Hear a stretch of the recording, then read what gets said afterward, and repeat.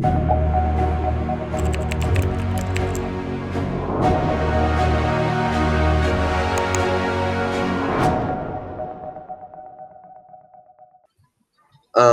Sir. मेरी आवाज आ रही है आपको? जी बिल्कुल आ रही है। मुझे लगता है कि आपसे मेरा क्वेश्चन नहीं होगा, क्योंकि मैं पिछले 10 मिनट से अकेले ही बोल रहा हूँ, सब साइलेंट बैठे हुए हैं। जी, तो किसी और से क्वेश्चन कर लीजिए। ये इनकी आवाज से लग रहा है एंटी नेटलिस्ट तो नहीं है कहीं? जी जी, आप जी एंटी मेरा नेटलिस्ट सवाल के कोई भी आप में से जवाब दे सकता है। मेरा सिर्फ ये सवाल था कि एक्स्ट्रा टेरेस्ट्रियल लाइफ का जो है, क्या उसके कोई आप लोगों को पता है कि, और वहां पर अगर इस तरह की, क्योंकि इस तरह की चीजें हमें पता है कि हैं शायद, तो क्या उन कॉन्शियस बीइंग्स में भी अगर रिलीजन आ गया तो फिर क्या वो स्ट्रेंथन करेगा इस तरह के कॉन्सेप्ट को, रिलीजन को, या नहीं? मैं तो बाथरूम जा रहा हूँ ये क्वेश्चन सुन के, बाकी लोग जवाब देंगे। ये हमारे आप हमें छोड़ के जा रहे हैं, बड़े चालाक हैं आप। एंड इस टाइम पे आपको जरूरत हो जाती है जब मुश्किल सवाल आते हैं। इससे तो खवातीन पहले जी, लेडीज फर्स्ट। उफ, ये वो सवाल है कि अगर ऐसा होता तो वैसे होता तो कैसे होता। तो नहीं, मैं इसका बड़ा सिंपल सा जवाब है जी, 2 लफ्जों में दे देता हूँ। आप समझते हैं कि जाहिल सिर्फ इंसान ही हो सकता है और कोई नहीं हो सकता? ठीक है। देखिए एंटीनेटली, अगर मुझे आपका सवाल सही समझ आया ना, तो मेरा ख्याल है आप ये पूछना चाह रहे हैं कि क्या यूनिवर्स में लाइफ के चांसेस हैं, कितने चांसेस हैं? यस। नहीं, ये नहीं पूछ रहे, समझ रहे हो? ये पूछ रहे हैं कि अगर लाइफ कहीं और हुई तो वो भी इतनी जाहिल होगी जितने हम हैं। मैं वही कह रहा था। नहीं, मैं कह रही थी कि लाइफ के एविडेंसेस तो हम व्हाई डू वी थिंक कि हम अकेले हैं? मैं वही कह रहा हूं, हम लोग, अभी मैंने थोड़ी देर पहले एक पिक्चर शेयर की थी। There are strong possibilities for that. Yes, मैंने एक पिक्चर थोड़ी सी देर पहले शेयर की थी, जिसमें आपने देखा होगा कि हमने वो सैटर्न के पास एक तस्वीर ली थी कैसिनी एयरक्राफ्ट ने, उसके प्रोब ने। तो जमीन आपको बहुत छोटी सी नजर आ रही थी। तो मैं जो कहना चाह रहा था वो महल में यहाँ पे बात फिट आती है कि हम लोग इतने इम्पोर्टेंट नहीं है कि ये सारी कायनात सिर्फ इसीलिए तख्लीक हुई या बनी कि जी उसमें सिर्फ हम जैसे लोग होंगे। नहीं, इस कायनात को देखकर और उसको देखकर इसकी बड़ाई और इसकी लंबाई और चौड़ाई और इसकी जो मैजेस्टिक जो इसकी शेप, वो देख के यही लगता है कि हम अकेले नहीं है, there must be some other life form. क्योंकि हमारे पास अभी ऑलरेडी इतना एविडेंस है कि जी हमने हजारों की तादाद में एक्सोप्लैनेट्स भी डिस्कवर कर लिए, जिसमें से 20 ऐसे एक्सोप्लैनेट्स हैं जो कि उनके हैबिटल जोन में पाए जाते हैं, जिसको आप गोल्डीलॉक्स जोन कहते हैं। तो डेफिनेटली होगी। देखिए, इंटेलिजेंस जो है ना, इंटेलिजेंस बेस करती है अकॉर्डिंग टू माय, वो डेवलप होती है आपकी सर्वाइवल की वजह से। हम आज जो इंटेलिजेंस है वो हमारी इंस्टिंक्ट ऑफ सर्वाइवल थी, जिसने हमें इतना चालाक किया कि वी बिकम दैट इंटेलिजेंस, क्योंकि हमने सर्वाइव करना सीखा। और उसके लिए आपको अपनी इंटेलिजेंस की जरूरत पड़ी, आपको मेमोरी की जरूरत पड़ी कि आप वो ट्रिक्स और ट्रीट्स जो है ना वो अगली नस्लों को मुंतकिल कर सकते कि उससे सर्वाइवेबिलिटी बनती।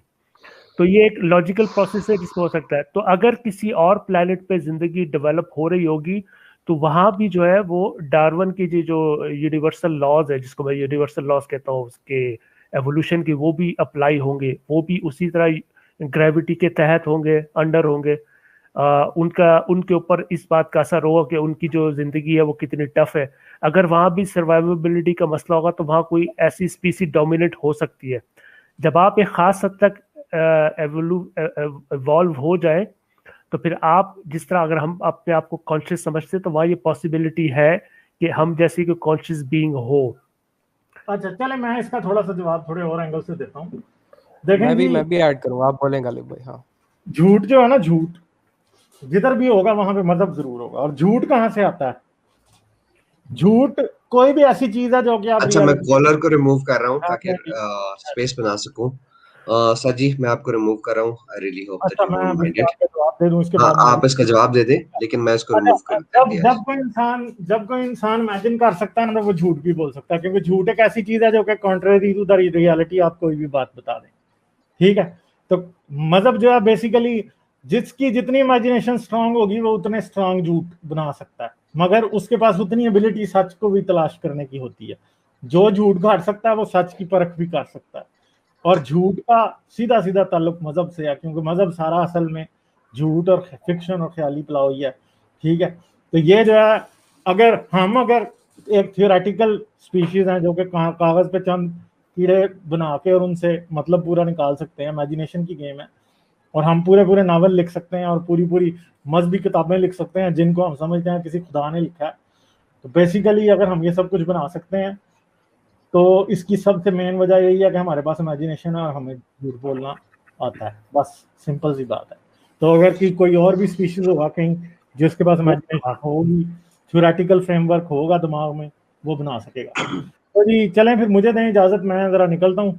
ठीक है सर, अभी रुक जाइए, थोड़ा रुक जाइए। यार, मैंने अभी कॉल करनी है एक बड़ी इंपॉर्टेंट। ठीक है, तो फिर मैं नेक्स्ट टाइम चलें, फिर थैंक यू सो मच।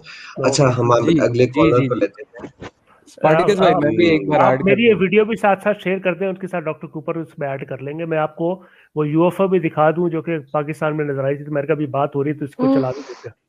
अच्छा, मैंने कॉलर को एक ऐड किया है, एक मिनट रुकिएगा। जी, मैं एक कमेंट ऐड कर दूं पिछली बात पे कि एज एन एग्नोस्टिक एथीस्ट मैं उसी पॉइंट ऑफ व्यू में मानता हूं, और हो सकता है कि उनके पास कोई प्रूफ हो जो हमारे पास नहीं है, मे बी उनकी कॉन्शियसनेस ज्यादा हो, बट जितना हमारे अर्थ की लाइफ के बेसिस पे जितना एविडेंस मिलता है, हमें सिर्फ यही समझ आता है कि जितनी भी डिस्क्रिप्शन गॉड की है, एक कॉन्शियस गॉड की, इंटरफेयरिंग गॉड की, वो सिर्फ इमेजिनेशन और फियर ऑफ द अननोन से आई है। तो एविडेंस तो यही सजेस्ट करता है कि उनके पास भी कोई प्रूफ नहीं होगा, बट पॉसिबिलिटी तो कुछ भी हो सकती है। वो मुझे याद आ गया उनका, वो मेरे ख्याल में पता नहीं नील डिग्रास टाइसन ने कहा था, ये किसने कहा था कि extraordinary claim requires an extraordinary evidence. Carl Sagan ने कहा था, कार्ल सागन ने कहा था। इसमें I do agree with Dr. Cooper. देखें, but it is a combination of fear and imagination both. खौफ आपको चीजें इमेजिन करने पे मजबूर करता है। अगर आप एक बच्चे को खौफ होगा कि अगर वो सच बोलेगा तो उसको मार पड़ेगी, he'll come up with a lie. Religion एक वो lie है जो इंसान को बहुत हकीकत लगती है और वो उसके खौफ का ही नतीजा है। But fear and imagination both को हैंड इन हैंड। आप तसव्वुर करते हैं कि ऐसा खुदा होगा, जो ऐसा होगा, जो वैसे होगा, तो उसके लिए इमेजिनेशन की जरूरत है। एंड वही गालिब का पॉइंट कि अगर कोई इस तरह की एक्स्ट्रा टेरेस्ट्रियल बीइंग होगी जिसके अंदर इमेजिनेशन होगी और with the combination of fear, वो जरूर इस तरह की कोई ना कोई चीज पे दे कम अप विद इट। मजहब हमें क्या देता है? कुछ भी नहीं देता। क्या देता है? नो, एक चीज देता है जो चीज देता है मजहब, सॉरी मेरी अब तबीयत ठीक नहीं है तो मैं बीच में कफ कर गया। मजहब हमें एक झूठी उम्मीद देता है, और उस झूठी उम्मीद से बढ़कर कुछ भी नहीं देता। वतइज़्ज़ु मन तशा वतज़िल्लु मन तशा, वो अल्लाह की तरफ से होता है। यार आप बीच में अच्छा खासा चल रहा, अपने बीच में कुरान ठोक दिया। देखो ये जरूरी है। मैं भी कहने लगा था कि बीच में कुरान लाना जरूरी था क्या?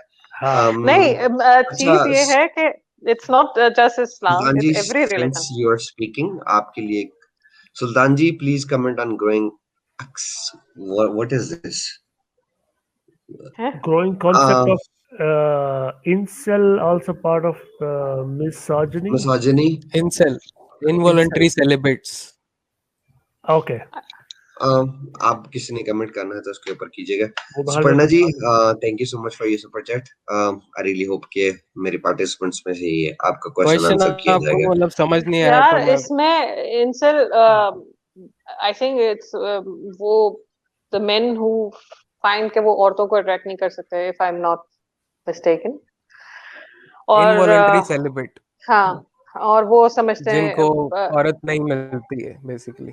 जी, या एंड दे आर हॉस्टाइल, मेरे जैसे लोग और जो इसके नतीजे में हॉस्टाइल हो जाते हैं।